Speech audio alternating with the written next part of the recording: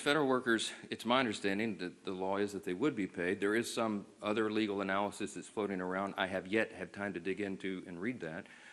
But it has always been the case, that is tradition, and I think it is statutory law that federal employees be paid, and that's my position. I think they should be. They should not be subjected to harm and financial dire straits because Chuck Schumer wants to play political games. With regard to paying the troops, I want everybody to listen to me very carefully.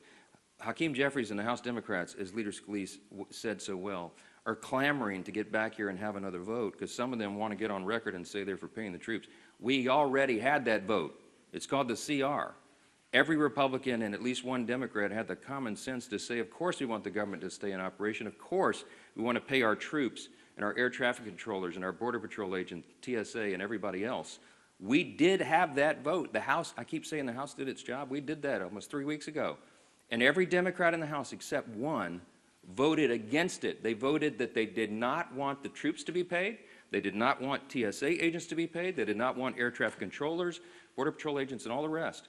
They live with that vote. They made that decision. The House is done. The ball is now in the Senate's court. It does us no good to be here dithering on show votes. We did it. We sent the product over. It is clean. It is 24 pages in length. It's the most bare minimum that's necessary to keep the lights on for the people. And Chuck Schumer and 43 of his colleagues, Democrats, continue to do the wrong thing. What this OMB director, Russ Vought, thinks, these are working families.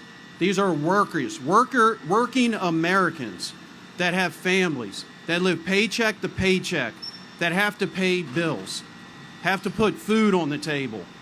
And denying them a paycheck is simply cruel. It's cruel. Let me start this morning with a simple truth. Every day this government stays shut down, real people are hurting. Hundreds of thousands of dedicated public servants, the people who inspect our food, protect our borders, provide health care for our military families, keep our communities safe, are doing their jobs without pay. Or they're sitting at home wondering how they're going to make ends meet. Many of them are veterans just like me. I served in the United States Army, and I spent a life in public service because I believe in this country. And right now, many families are paying the price for political gridlocks that they didn't cause. This isn't about one party or the other. It's about real people. Hundreds of thousands of aviation workers, both federal sector and private sector, ask all day long, is it safe? We do that so the American public who travels with us can take safety and security for granted. Right now, TSA officers are coming to work, making good on their oath to the Constitution, to all of us, to keep us safe. Air traffic controllers are coming to work, making good on their oath to the country, just like they do every single day, understaffed and under-resourced by this government. They are coming to work under an increasingly unsafe scenario because in safety we know that the first rule is to remove all distractions in order to keep things safe. What could be more of a distraction than not getting a paycheck? Not knowing if you're going to be able to keep your family in your home. Not knowing if you're going to be able to buy that insulin that you need to keep your child alive. Not knowing that you're going to be able to make good on what the people who count on you and love you need you to do. We're on day 8 of the Republican health care crisis.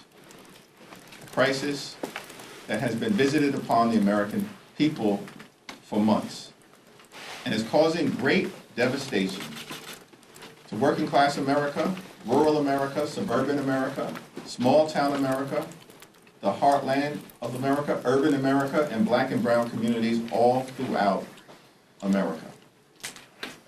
House Democrats are here at the Capitol on duty and ready to reopen the government and enact a spending agreement that actually meets the needs of the American people, while at the same time addresses the Republican health care crisis that is devastating the American people and is causing premiums, copays, and deductibles to go up for tens of millions of Americans because of the Republican refusal to extend the Affordable Care Act tax credits. Our position that has been articulated in a bill that was introduced by Senator Patty Murray and Congresswoman Rosa DeLauro is a permanent extension of the Affordable Care Act tax credits to match the permanent extension that Republicans on their own saw fit to do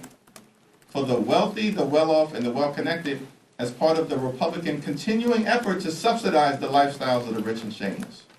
Now, at the end of the day, the caucus, in good faith, will evaluate anything presented from the Senate. But, in our view, as it relates to the Affordable Care Act tax credits and any other effort to address the Republican health care crisis, it has to be meaningful. It has to be meaningful in terms of making a difference in the lives of the American people.